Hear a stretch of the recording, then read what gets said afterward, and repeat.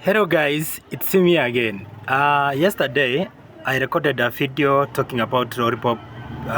Kampuni fulani ya Lollipop inaitwa, I don't know whether it's called Tang whatever.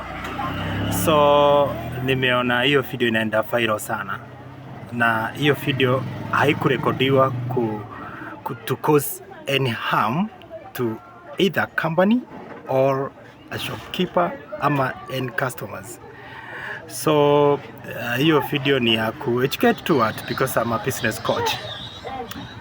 So mtu asichukulie kusema, nimeona kwa comments watu wanasema hope enda kotini. Hakuna mtu anaenda kotini. Sijaambia watu wanunue sweets, na si hiyo kampuni peke yake. Kampuni ni mingi, kuanzia kampuni za maziwa, za sweets, za water and what have you. So mtu asichukulie personal. Kwa hivyo hiyo video iko kwa mtandao ya jana ambayo ina trend. Sidhani kama inafaa kutrend kwa ubaya.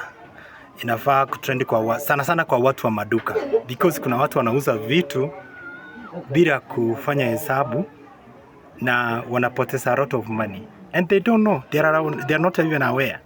So unaletewa mizigo, unaweka hapo, unaanza kuuza, ujui ulipata faida ya pesa ngapi, ujui ulipata hasara ya pesa ngapi. So this kind of information tumekuwa tukinyamaza sana, and now we have decided to speak out.